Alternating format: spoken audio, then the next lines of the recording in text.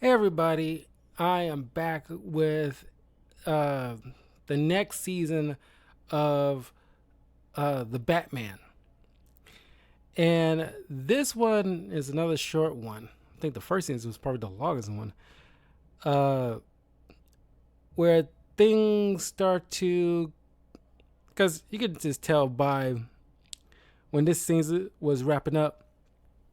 Um, yeah, uh, the writers is probably getting ready to like end the season, but they had like one good season and they made it like a doozy of one. And we'll get to it in a minute, but before I continue, please do me a huge favor, smash that like button, share this with your friends, follow me in the links in the description below, and let me know what you guys think of the Batman the series.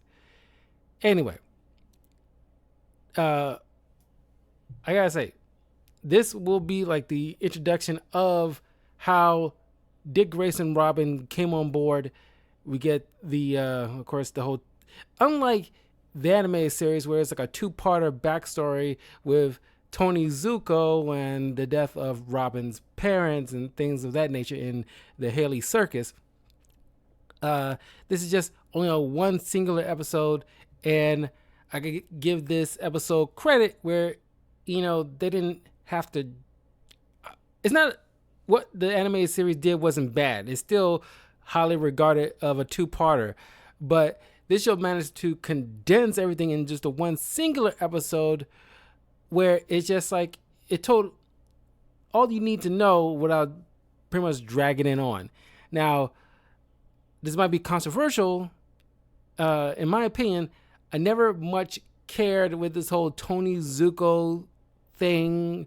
I mean, like, I like this particular episode. It's a very middle of the road episode in my opinion, but still, I like it a little bit better than the animated series tale about Robin's origin story, or Dick Grayson's origin story, because this isn't like, Joker or Mr. Freeze or anything like that nature. This is like a regular crime boss where you can easily, deal with this in a singular episode. Or if you're dealing with a comic version, I think a 4-issue mini is probably long enough, or just telling a graphic novel in just one singular story, because it doesn't really, require so much in this short backstory and how to solve it or anything like that. It's not really much of a mystery. It's not like the way Joe Chill was such a long unknown part of Batman's history, whereas like, who was that mugger who shot Bruce Wayne's parents? It was like sitting on that mystery for such a long time before they eventually revealed the name and actually given, like, in some cases, a face. Uh, uh, Tony Zuko didn't warrant that level of mystery, in my opinion. So I appreciate this. Still fun. I don't. Maybe it had like a Mandela effect, but I always thought this was Tim Drake because of his small stature. But it's actually Dick Grayson Robin. This interpretation of Dick Grayson Robin. Um, and of course, it's fun to see Batgirl jealous because typically Dick Grayson was the first sidekick, and then Barbara Gordon came in a little bit later, and then eventually Jason Todd came in, and then Tim Drake came in, then Damian, then you eventually get Spoiler and Cassandra Cain coming after that. Well, I think Cassandra Cain came in a little bit before Spoiler, but you catch our drift. Uh, Call me a purist, but I like that particular order where they came into the comics. That's how. Not every interpretation needs to do the exact same way, but it's just like with what James Gunn's doing with Batman and Robin. It feels off the way you bringing in Damian without establishing the other Robins first, because it feels so like you're cutting corners and it feels off. I can't describe it any other way. It's just like, I'm pretty sure he can make it work somehow, but it doesn't just feel right. You seem like you just want to cut to the chase without having to work to Damian. Because obviously, you gotta establish Dick Grayson. He gotta be around for a couple of movies, or maybe throw in a movie then a TV show or something like that. And then you gotta establish Jason Todd. That worth a couple of things. And then eventually Tim Drake, and he will be worth a couple of things. And that altogether, bare minimum 6 years before eventually you work up around Damian. Even then, between Jason Todd and Tim Drake, yeah, obviously established Talia al Ghul and her and Bruce getting together, getting on, and then after him teaching Tim Drake, boom, hello, surprise, here's your son. That kind of thing. It just seems like, James Gunn don't want to put in the time, because it seems like, I hate to say this, but it seems like you're rushing it a bit, and just, Damian will have his time in the sun. No way, despite our jokes about Damian being a little brat, he has earned the mantle of Robin, but he has to wait his turn. You didn't even establish the other three yet. Because there's a lot of people who love Tim Drake, and like me, plenty of people definitely have such a high regard for Dick Grayson that he definitely deserves his time in the sun, and he deserves our respect, because he's the first sidekick. Well, I think technically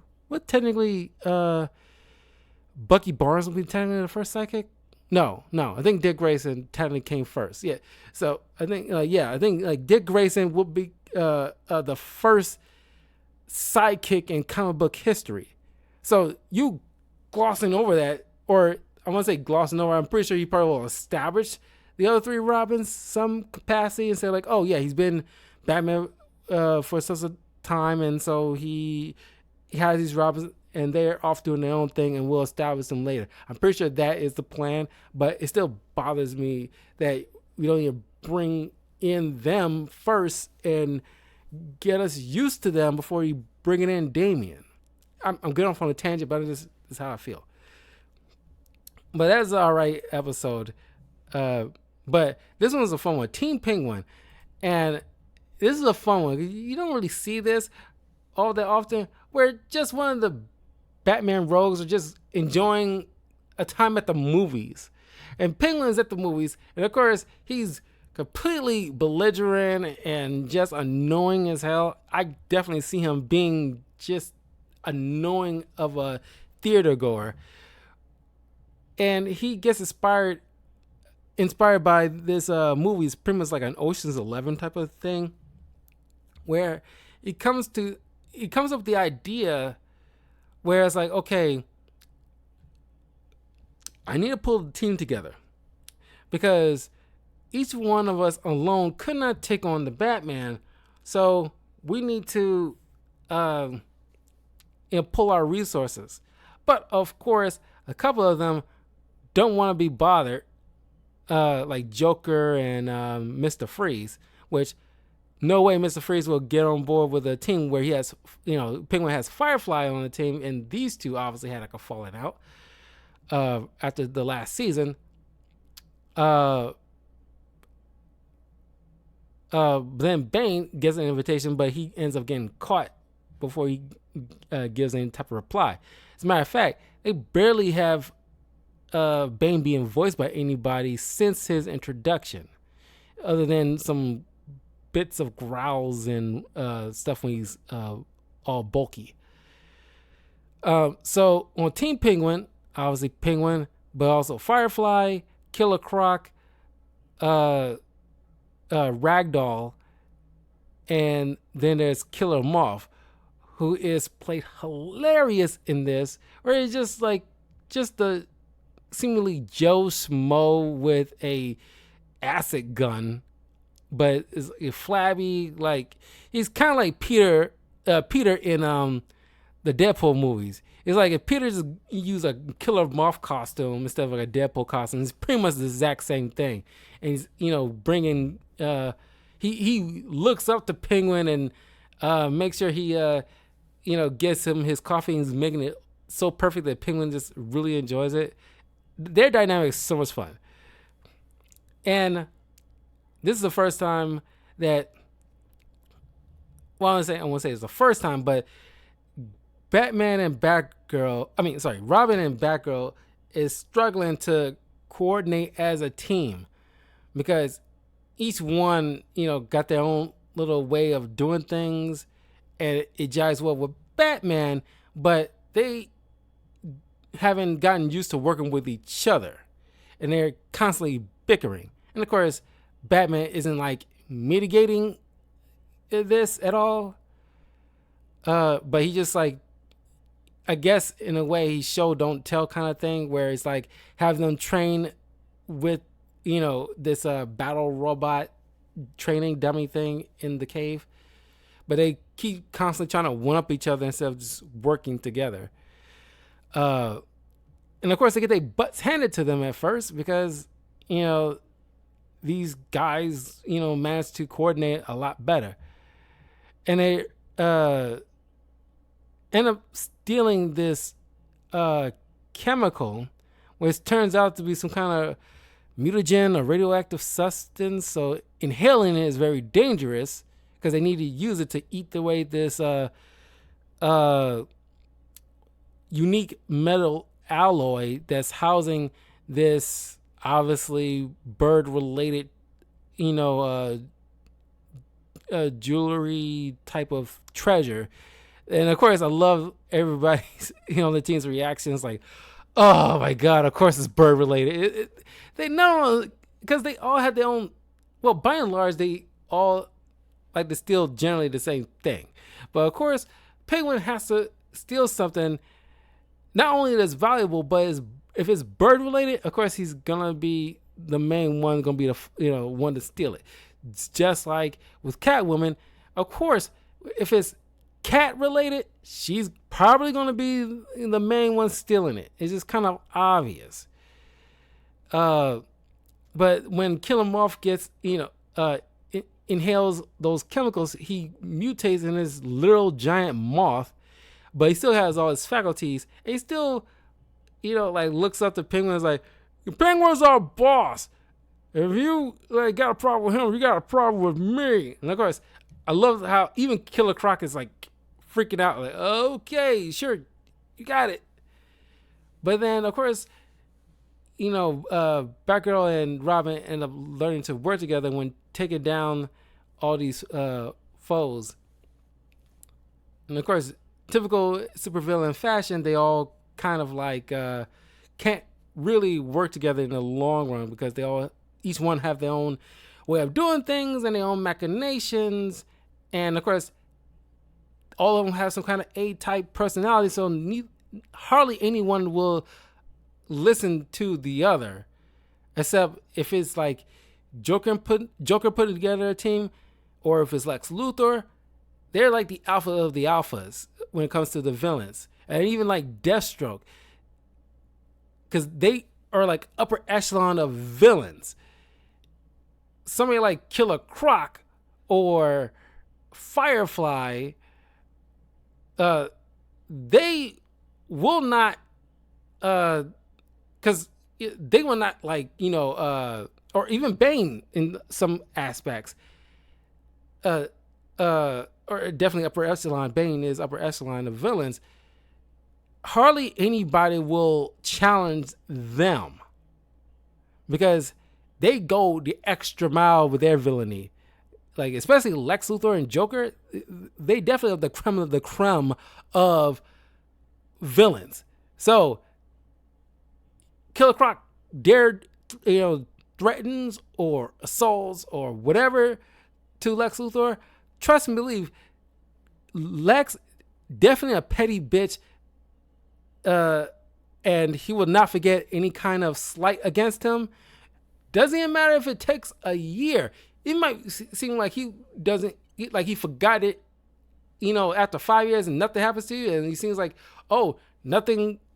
I guess he forgot about it, or whatever. But then all of a sudden, without any type of warning, the place you work gets bought out.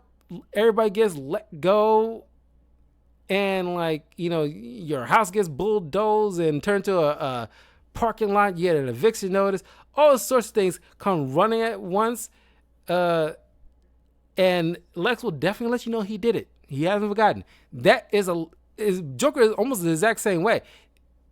They will not let things go if they feel slighted. They're definitely a different level. Penguin, unfortunately, isn't on that level where somebody on, because Penguin, I'm not saying they're equal footing, but Penguin and Killer Croc, they're on equal footing in terms of,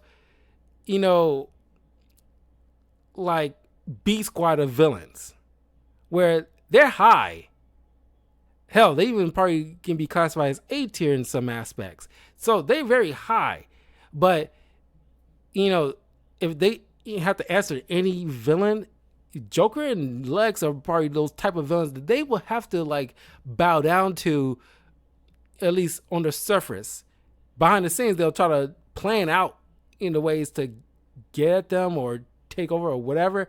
But, it's just that's just shows the hierarchy in terms of villains and the pecking order.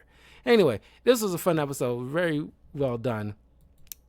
We get a return of Clayface and the introduction of Basil Karlo, where, struggling actor, of course, Ethan, it doesn't feel earned, but Ethan comes back after all this time just to use his powers to capture Joker and then turn himself in.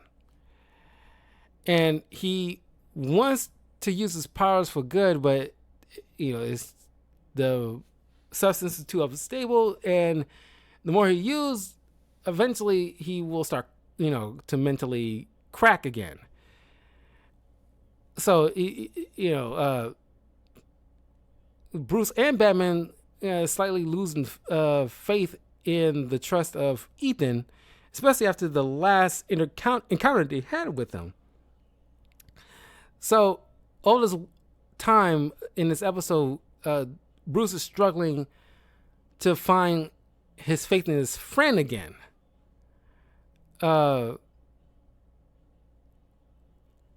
Meanwhile, while they're trying to figure out a way to cure Ethan,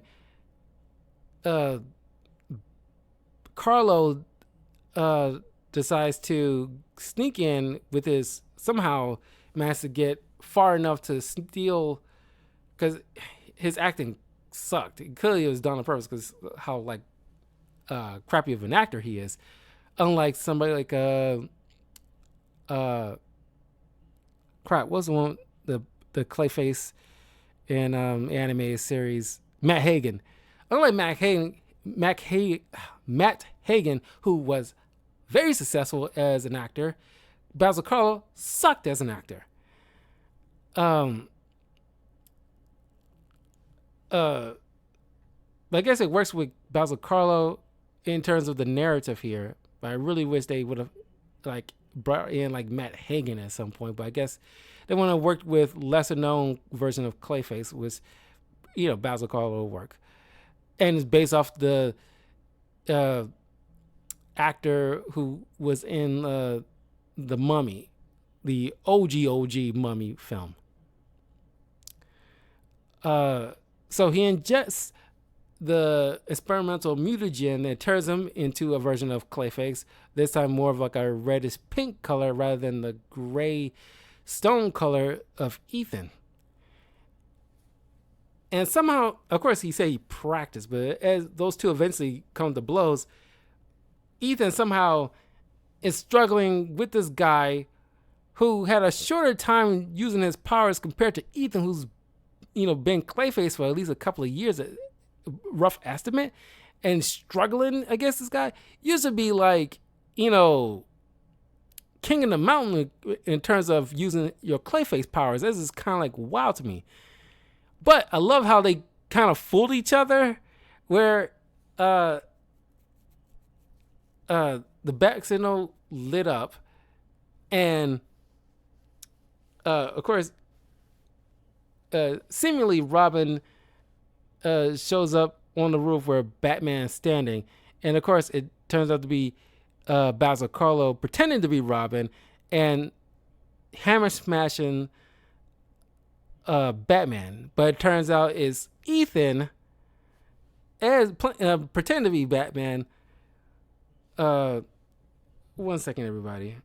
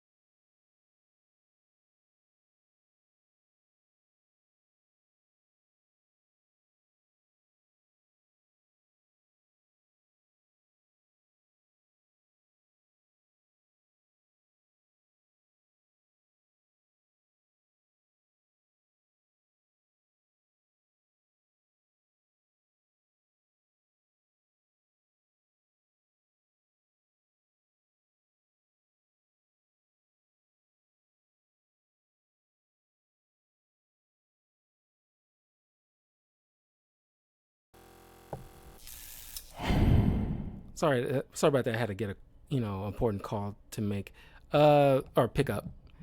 Uh, anyway, so uh, you know, Wayne Industries managed to find a cure for Ethan's affliction. And studying that Ethan never brought up what happened to Detective Yin. Probably been a good time to bring that up, but whatever. But it's fun that Bruce, because Bruce has been struggling to find his trust into Ethan again. And so Batman finally relents and it's like, I'm gonna put my faith in my friend one more time. And his trust is rewarded as Batman, Robin, and Ethan Clayface all team up to take down Basil Karlo. And it's really fun. And of course, Basil Karlo, not a kaiju, but he grows like a massive size. But Ethan, who could have grew about that size too, but he just wraps himself around him to hold Basil long enough so Batman can inject the serum. So they finally end the reign of Clayfaces. And this is the last time we see Ethan at all in the show, which is a shame because he was like a fun supporting character. And it could have been like a legit, him and Detective Yin could have been awesome additions to the Batman supporting cast in many forms, like in the comics. It's strange that they never if I was writing a Batman comic, I will bring in Ethan Bennett and Detective Yin because they are great characters. They was very well done, in terms of building in terms of original characters being brought in a show, and like our Harley Quinn should have brought into the comics. There's another one, Everywhere Man. We get Superman himself, Brandon Routh, voicing this new villain called the Everywhere Man, where it's pretty much cloning himself using this device to rob art galleries. And it turns out, because don't know what the guy's actual name is.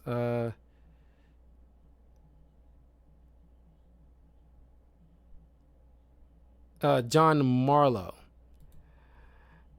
voiced by Brandon Routh, and this lady who clearly is supposed to be like the love interest for John says to Bruce like, "Oh wow, he's been acting kind of weird. He's usually kind of like shy and he's held up in his lab, or he just like enjoys his like artworks and stuff like that. And he's acting kind of like really confident and everything like that. And obviously, he's clearly the supposed bad guy, but kind of a twist where John did and created a mechanism to artificially clone oneself. But unfortunately, leave the clones out too long, they will eventually discover free will, which the first clone did end up locking up the original John, because as he says himself, like the original John, he's very nostalgic. So as he steals, he doesn't really get rid of anything. So it's fun to see like Batman and Robin, which, by the way, just to interject, they balance out the use of Batgirl and Robin in this, at least in this season, very well. Where it doesn't seem too bloated, they're utilized when they need it. Anyway, it's fun to see Batman and Robin team up to try to take down a little army of dudes in this building while trying to save John, who ultimately ended up saving the day. But Robin utilized a prototype to the clone mechanism gauntlet, and the prototype is like a breastplate, but it's not perfect because the clones, like Naruto, it dissipates after one good punch. But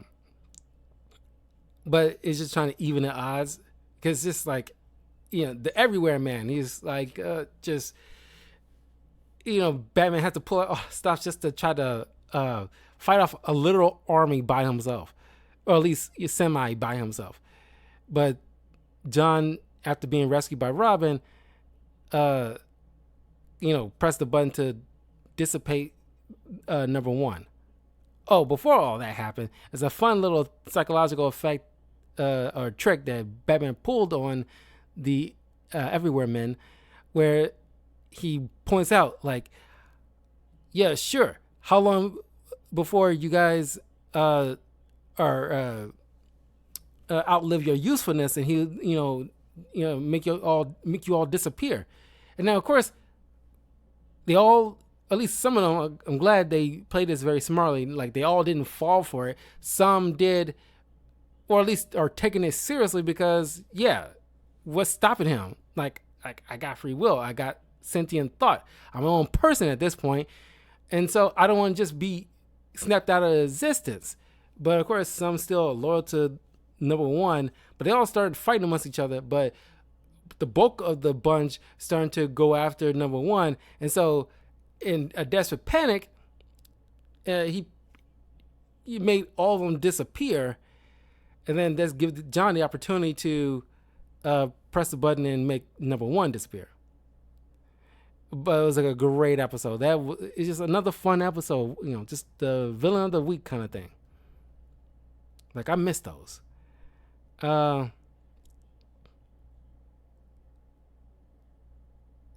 This episode is kind of unique in a way, because technically it would be like the villain beat Batman that the others didn't, and he's just like an ordinary dude that is kind of like a metahuman.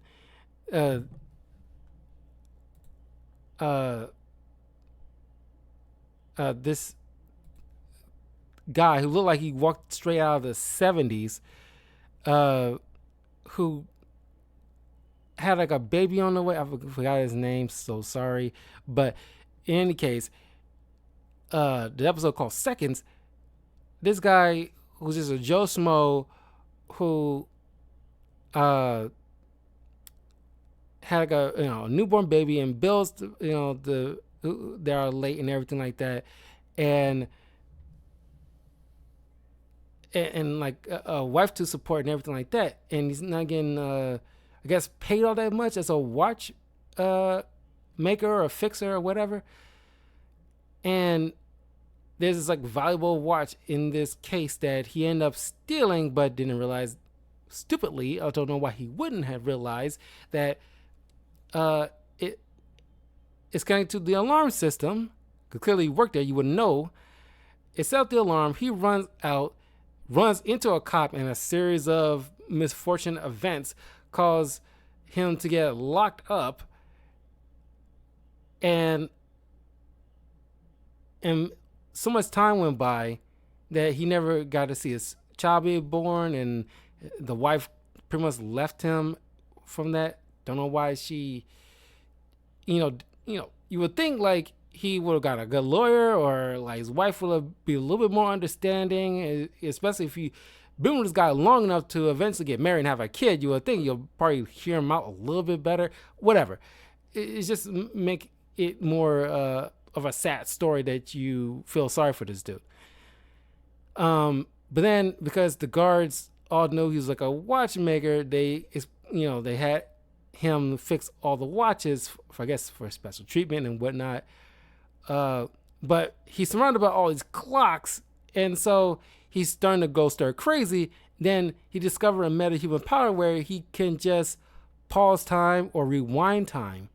But he eventually got so good at it, he only can be able to rewind time up to 20 seconds. So he started practicing it while he was in prison. When he got out, he decides to get his revenge on the city for the time that was robbed from him. Eventually, Batman and Robin got on their tail. Batman, Robin, and Batgirl got on his tail. And, of course, discovered this guy is able to mess with time by a few seconds, as Batman discovers by his suit's internal clock compared to what is going on in the Batcave. So they decide to find his son, because he ended up stealing this components to make this chemical bomb that will go off on New Year's. So that way it releases kind of nerve gas that will kill everybody in the city. But Batgirl managed to find this guy's son, hopefully to talk him down to stop the bomb. But unfortunately, it didn't happen in time. The gas is released. Everybody in the city, including Batman, Robin, Batgirl, all end up getting succumbed to the gas, including the villain's son. And in a desperate situation, because he still loves his son, forces his powers to go beyond 20 seconds and going all the way back to the moment he was about to grab that watch, and decided not to do it, and leaves. And now we're back in the present day, and this guy fixing the clock in the Wayne Manor, and now he, it's like a different timeline essentially, where he made the right choice, as Batman's suggestion, make the right choice. And so he established his own business, a father and son type of business, and it all turns out he ends up making the right kind of choices. So technically, this guy beat Batman, but it all kind of corrected itself when he rewound time. So very unique episode. Not one of my favorites, but a very unique one, where you actually see like Batman lose, technically. Then my favorite episode is another Riddler one, Riddler's Revenge, where Riddler, while battling the Riddler on the shipyard, Riddler is trying to get revenge on this business tycoon who was funding his technology before he became the Riddler, but had, clearly Riddler or Edward Nygma did not care for this guy because he's want to use his technology not to further the intellect of the common people, but for monetary gain, and not appreciating Nygma's love for science and puzzles and things of that nature. And of course, we see like a possible love interest between this woman named Julie that worked with Nygma that he grew affection for. Riddler and Batman get stuck in one of the containers while Robin's trying to find Batman, in the waters. Riddler tells Batman his pretty much origin story, about how his father, like in the comics, did not, appreciate what kind of son he has, because he typically, I guess the father was like the typical jock guy that prefer a more of a kid who's more into sports, but of course Nygma was more into puzzles and book learning and things of that nature. And of course you can tell that any psychologist or therapist will read this, where it's like, whereas the father used the word champ as a derogatory term, and it's like kind of an emotional trigger for Nygma. Every time somebody used that, it kind of sets him off. The business guy used that unknowingly, how that will bug Riddler, and he kind of sets him off. Of course, he tells Julie about this back then, and she seemingly understands. And then when they was trying to debut their tech, something went wrong. Nygma gets the blame, and of course he figures like, oh, this guy sabotaged my debut, and that ends up pushing him into a kind of like, off the edge, where he tries to trap him in his own house, putting together all these little puzzles. But of course, Batman shows up and foils his plan, and that kind of birthed his idea of becoming the Riddler. But in order to get out of that sticky situation, Riddler and Batman have to work together and get out, which they do. But Riddler's goons picked him up first before Robin shows up to pick up Batman. And then, thanks to Batman giving Riddler the idea, because the boss was a businessman, not an intellectual. So there's no way he will be able to figure out a way to sabotage your gizmos. So who will be the only other person that will have the knowledge in order to do something like that? So that, clues Riddler in. He finds Julie, and of course she confesses to the fact that, I definitely sabotage your stuff because I want to get rich too, but you never understood that. And it kind of broke Riddler's heart because he thought she understood. And she just looks at him like a creep. But Batman shows up and stops the Riddler from harming Julie.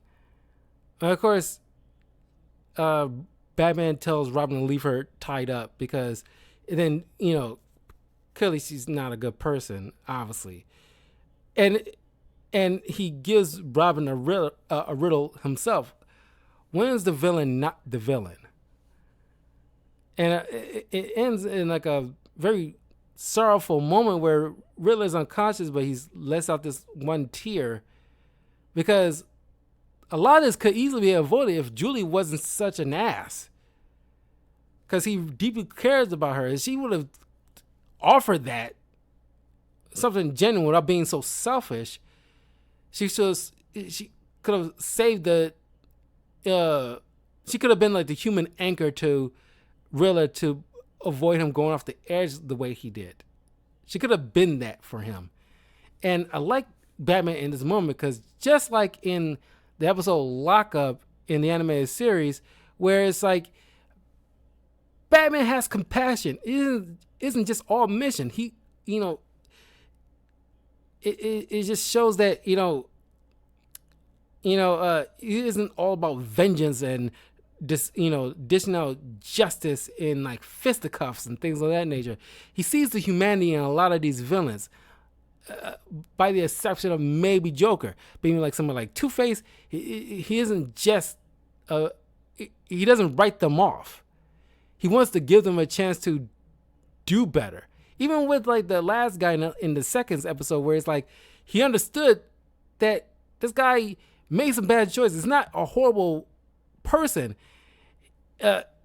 He lost family, and of course, somebody like Bruce that would strike a chord with him, and it's like, he feels bad for these people. He wants to give them a chance. Sure, they should face justice, but give them a chance to redeem themselves at the same time. That's the whole point of, on paper, the justice system. Face the consequences of their actions, but also give them a chance to rehabilitate. That's the whole point of, the prison, where it's like, face the consequences of dire actions, but once they face consequences, where like the punishment that the punishment that fits the crime, and so they can learn from it, grow from it, and become better and get a second chance in society.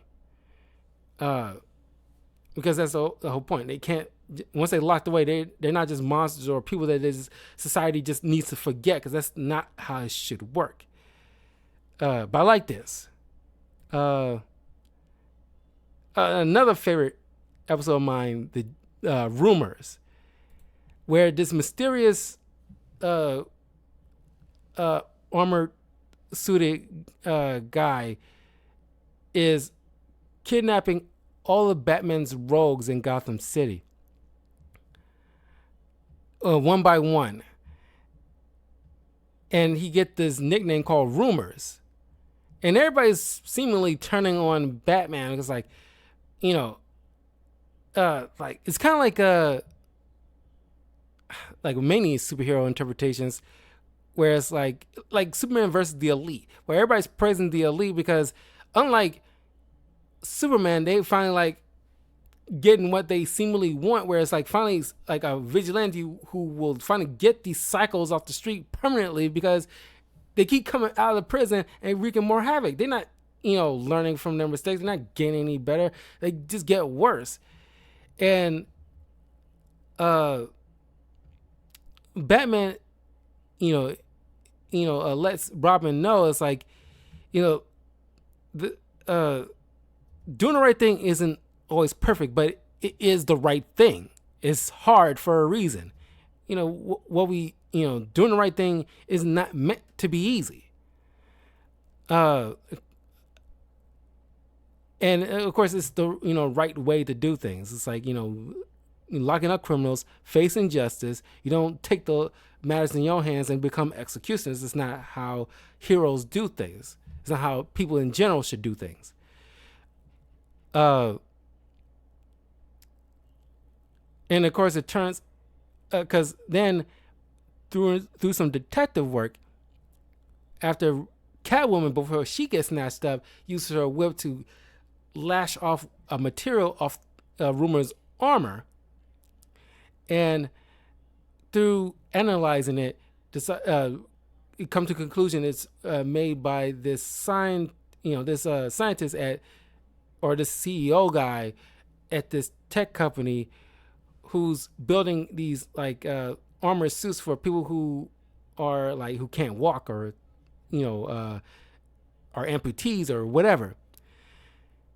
And this guy clearly has some type of grudge against Batman, because years ago through one of Joker's antics, got hurt, where he ends up in a wheelchair. And at first thinking that it was him, but it turns out it was the guy's other a head of security named Mario, who blames not only Joker, and of course I love Catwoman's reaction. Of course it was Joker who did this. Of course it's his fault that we wind up in this situation. I even like the fact that Rumor ended up kidnapping not only the main villains but their henchmen as well. I thought that was a nice touch, because you see like even Riddler's goons, which by the way, I don't know why Riddler traded up his, well, I guess he needs like the physical aspect component with his henchmen, because he had originally these nerdy tech people, but I kind of wish he kept those, but also had some goons with who's supposed to be the muscle. But in the comics, he had two lady henchwomen, one of them named Query and the other I forgot the name of, but it's like Riddler had some legit hench people, but he doesn't keep them permanently, which is weird because they were very unique. But anyway, even got, Penguin's little geisha henchwomen locked up too. But Mario doesn't just blame Joker. Joker's just the extension or just the last straw. He blames all of them because time and time again, you guys brought havoc and destruction and misery to Gotham. So unlike Batman, who doesn't have the cojones to do what needs to be done, I'm going to do it and eradicate you all permanently. But of course, thanks to Mario's boss cluing in on an abandoned facility that he owns that Mario could be using, that could be big enough to house all these people. Mario is shocked at the fact that his boss would turn him in because he did this all for him. But Batman points out, like, even he thought you went too far. Kind of wish we saw that a bit, but it works regardless.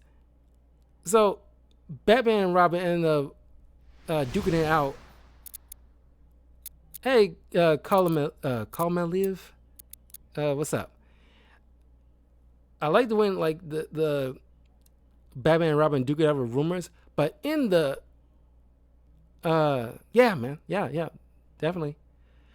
In the fight, they accidentally let loose all the villains, and this is like a cool shot where Batman finally put a stop to Mario, but then Joker just says like, "Excuse me, Batman, but we need to we have this rumor that we need to stomp out," and like Mario's all of a sudden not such a badass anymore, even though he's voiced by Ron Perlman. It's like, you gotta help me, and like I love Batman in this, where it's like, I know, it's like this is just like, God, like you made your bed, but I gotta freaking make it for you. It's like, I know I can't leave you to these wolves. I know I gotta do this. Like crap, and you get to see Batman and Robin taking on all those villains that we saw so far in this series: Man-Bat, Bane, Riddler and his goons, Joker and his goons, Harley Quinn. By the way, Harley Quinn shows up in this. I'll get to that episode in a second. I kind of skipped over that. But Harley Quinn, Hugo Strange, like he's there, but you get I'm just making a review of the one of the seasons of the Batman. If you saw the title, but Mr. Freeze, everybody, of course, Catwoman escapes because obviously, but it was like a fun fight. It was very well choreographed and animated. It was brilliantly done. One of my favorites. But it also leads to the discussion that you can really have like a really serious topic about this, that, which if I was writing like a Batman comic, I would have done something similar to this, where it could easily be like a 4-issue type of mini or a large graphic novel where Batman's losing the support of the people, even though he's not doing this for glory or anything like that. But the fact that, you know, like it could be like an Elseworlds kind of graphic novel, I guess. Whereas like, so that way it's not like a permanent thing, but like someone like a Rumor or a Lockup, take matters in their own hands and they systematically kill off a lot of the Batman rogues, or just not kill them, but like Rumor, gather them all together and they're mysteriously disappearing, and Batman has to find these guys, and he has this intellectual battle between this guy who isn't in it for any kind of like glory, or he's not trying to take over the city or anything of that stuff. He wants to finally put an end to these villains who've been nothing but menaces to the people of Gotham, and want to just like, look, it's kind of like, Batman Under the Red Hood in a way. It's like, these guys don't deserve your sympathy. It's like, how many times people froze to death because of Mr. Freeze, and you're supposed to feel sorry for him because he had like a sick wife. Boo freaking who? All those people probably had wives and husbands and children that they left, mourning because he took them. So like, miss me with that. That could have been that's a solid thing you can, in like a discussion you can have. Is like, these guys, at least there's a few instances where they try to reform, but it doesn't, keep. But it's just like, and people of Gotham, you can have like, Vicky Vale interview random people in Gotham asking them what you guys think. And it's like, look, I like Batman and all, but like, I lost my family because of the Riddler. Or somebody else saying like, I lost my brother to Scarface and the ventriloquist. Like, and it's like, and it's all piles up that a lot of citizens of Gotham lost loved ones in some shape or form to any one of those villains. I'm pretty sure there's like a laundry list of stories put on some kind of like talk show host kind of thing. And it's like I lost my, yeah, sure, Harley Quinn's like a sort of hero now, but I lost my older sister because of one of her raids with the Joker. So like, I can never forgive her for that. And time after time after time after time, it's like, that could be something, there's something to that. Like I would love to write a story about something like that, because that is such an interesting thing for DC to do, like, like a comic graphic novel or something of the sort. It doesn't need to be crazy long, but just something that you can really have a solid discussion on about these villains and the terror they leave in their wake. But anyway, and then of course I kind of skipped over the episode where we get Harleen Quinzel, who's kind of like, who is like a therapist who has a talk show, but it's kind of like a janky version of Jerry Springer, where she is in it for like the spilling of the tea rather than actually helping people, even though she has the credential to do so. But she's in it for like the gossip and like the like I said, spilling of the tea. She isn't really trying to utilize her skills to actually help these people and giving them legit bad advice in this interpretation. And she tried to put Bruce Wayne on the hot spot, like, oh, the Bachelor, but of course you're like all the philanthropy and good deeds and all this other stuff, but I got some girls who has very different opinions about you. 'Cause, yeah, I was out at dinner with Bruce Wayne, but all of a sudden he just ran out on me on the bill one night. Never know where he went and never heard from him again. And like, it's kind of fun, but also kind of messy. But then she ends up, Harley gets fired because her ratings wasn't so well, and she gets all these complaints and things of that sort. But then Joker, who's ironically the biggest fan of her show, ends up recruiting her because it kind of brings back his need for like a legit sidekick, a partner in crime, where the first kid, in the last season didn't work out too well. She is just disturbed enough to be on board with Murder and Mayhem. And I love the design of her classic Harley Quinn costume.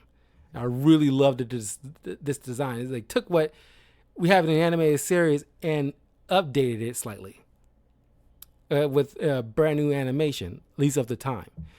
But of course, classic Joker, leaving her behind, but still dangling that carrot, like, I'll see you soon. And of course she laughed and like so in love. But then this season ends with a two-parter called The Joining, where Batman teams up with Martian Manhunter. And he's trying to prepare Batman for this alien invasion of these sentient robot people who's trying to, replace people, to steal their technology. And then once they get all they need from this planet, they destroy everything before they move on to a new planet. So there's a B story where Batman is kind of random. Even as a kid, when I first saw this, I always thought it was very random and out of the blue, where Batman all of a sudden having like issues with his new partners. You can say like he was not gotten used to it, because he always, so for such a long time he's always worked alone. But it's been several episodes, and it's something that should have been hashed out in the first 2 episodes or something like that. Not when it's crunch time, when he absolutely need Batgirl and Robin. But and we also get the introduction of Lucius Fox in this. And they end up all working together to send this kind of radio signal to disrupt all the technology that the Joining used to, from the Wayne Industries to build these seemingly indestructible war machines. And you get to see a fun moment where the villains of Gotham teaming up with the Gotham police in order to stop this alien invasion. It's kind of dope, where it's like this robot race who went to these previous planets before and conquered, stole the technology and left to go to the next planet, never had to deal with metahumans before. But you'll think with other planets, there are other alien races with unique abilities that could easily have fought them off or something. But whatever. But they are clueless and unprepared to deal with supervillains and superheroes with unique abilities they're not prepared for. So they end up finally put a stop to them. And then it all ends with Martian Manhunter saying like you want Batman to join essentially the Justice League. We don't see Wonder Woman or Superman, but we see Green Arrow, Flash, Hawkman, which is fun. But Batman, of course, being Batman, I was like, I've been monitoring your little secret hideaway space station, which is like a combination of the Hall of Justice combined with the satellite in the Justice League animated series. It's like a good combination of the both, which I appreciate. It's like a love for 2 home bases. Whereas like I knew for months, and he kind of he pressed a button on his belt and pulls up the Bat logo on all the monitors. Like I was waiting for you to ask me to join you guys, but I just been monitoring you guys for months already. It's like, it's not really a surprise to me. And I was like, Of course, it's not a surprise to him. So he's like, let's get to work. And of course, in the next final season, it'll be Batman in a few episodes teaming up with different members of the Justice League, which is very dope. Kind of messed up that we didn't get Wonder Woman, a version of Wonder Woman in this series, because that would have been cool. But I guess they replaced that, with like Hawkman in this, which I guess is fine. But yeah, that was this particular season of the Batman. And then I think there's a final season, but I think once again it's kind of broken up. It's kind of weird, HBO Max, how it got mashed up the seasons the way it has. So I might just watch the last. I think they split up the last season to 2 different seasons, so I might have to combine them to make the next one the final season for the review, before I move on to Batman Brave and the Bold and review each of those seasons. But anyway, that was the Batman. I will see you guys in a couple of days to play more. I don't know if I'm playing more Black Myth Wukong or just more Overwatch. I haven't decided, or play by ear, but I will see you guys soon. Take care. If I don't see you by Friday, have a pleasant weekend, and hopefully I'll see you guys next time. Take care. Be well.